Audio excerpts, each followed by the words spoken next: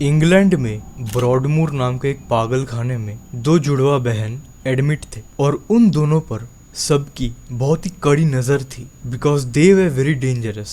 अब उन दोनों बहन में से एक बहन ने और एक को ये बोला कि हम दोनों में से किसी को जिंदा रहने के लिए एक को मरना पड़ेगा।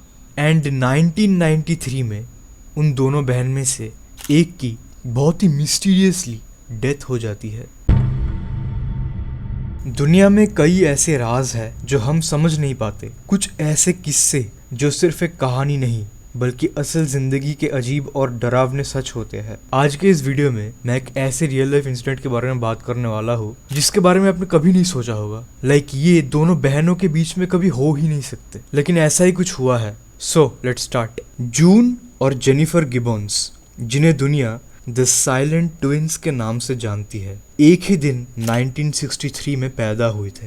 ये दोनों एक कैरिबियन फैमिली में जन्मे थे, लेकिन वो ज्यादातर ब्रिटेन में ही पले बड़े थे। मगर उनकी कहानी शुरू से ही नॉर्मल नहीं थी, साधारण नहीं थी। जब ये दोनों छोटी थी तभी से एक अजीब बात देखी गई थी इन दोनों में। ये किसी से भी बात नहीं करते थे, ना माँ बाप से, ना टीचर्स से, ना किसी दोस्त से। इन दोनों की बाहर उतनी दोस्त भी नहीं थे, ना स्कूल में ना और कहीं। अगर कोई इनसे कुछ पूछता भी तो ये सिर्फ एक दूसरे की तरफ देखकर मुस्कुराते, जैसे इन्हें कोई और दुनिया दिख रही हो। धीरे धीरे ये एक दूसरे के साथ अलग ही भाषा में बात करने लगे, एक ऐसी भाषा जो सिर्फ ये दोनों ही समझ सकती थी। ये दोनों जुड़वे अपने आप में ही बात करते थे and they started to develop a language which only they could understand by themselves. जब उनकी स्कूल लाइफ शुरू हुई तब चीजें और भी अजीब होने लगी। स्कूल के बच्चे इनका मजाक उड़ाते, इन्हें अलग समझते थे। उनके साथ हल्का एक रेशियल डिस्क्रिमिनेशन भी होता था,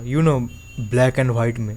ये हैरेसमेंट इतनी बढ़ गई कि इन्होंने अपने आप को और भी अलग कर दिया। धीरे धीरे ये दोनों एक दूसरे के बिना जी भी नहीं पा सकते थे, लेकिन साथ ही एक दूसरे से नफरत भी करते थे। हाल ये था कि एक दिन जून ने जेनिफर को पानी में डुबाने की कोशिश भी की और दूसरे दिन जेनिफर ने जून का भी गला घोटा। इस स्टेज पे ये दोनों एक दूसरे के साथ कम्युनिकेट भी करते थे, एट द सेम टाइम एक दूसरे को हार्म भी करते थे। पर उनकी अजीब बात यही नहीं रुकती। ये दोनों लिखने के बहुत शौकीन थे, मगर जो ये दोनों लिखते थे वो कोई आम कहानियां नहीं थी। ये कहानियां था वायलेंस, मर्डर्स एंड पागलपन की। उनकी एक कहानी में एक डॉक्टर था जो एक छोटी लड़की के दिमाग पर कंट्रोल करके उससे अजीब अजीब क्राइम्स करवाता था।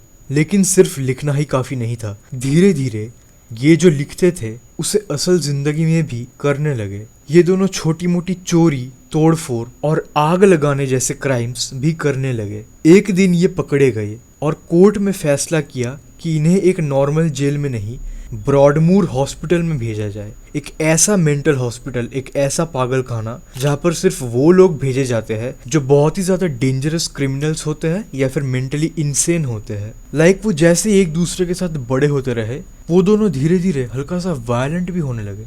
वो अजीब अजीब कहानियां लिखते थे और उसके बाद वो जो कहानियां में वो लोग लिखते थे उसी को रियल लाइफ में करते थे। पड़ोस के घर में आग लगा देना, चोरी करना। एंड सबका इन दोनों पर एक ही इंजाम था कि ये दोनों मेंटली यानी दिमाग से नॉर्मल नहीं है, कुछ अजीब है इन दोनों के साथ। ब्रॉडमूर एक नॉर्मल हॉस्पिटल नहीं था, ये एक हाई सिक्योरिटी एसाइलम था जहां दुनिया के सबसे खतरनाक क्रिमिनल्स बंद थे। यहाँ जून और जेनिफर को 12 साल तक रखा गया, मगर जो बातें उन्होंने यहाँ की वो और भी अजीब थी। हॉस्पिटल के डॉक्टर्स कहते थे कि ये दोनों एक साथ एक जैसे चलते, एक जैसे सांस लेते और एक जैसे पलक भी झपकाते थे। ये चीज कितना ज्यादा इंसेन है, आप सोच के देखो। अगर आप आपके सामने एक आईना खड़ा कर दो और आईने में क्या होता है, व्हाटएवर यू डू वही होता है वहां पर। इन दोनों भी कुछ ऐसा ही करते थे।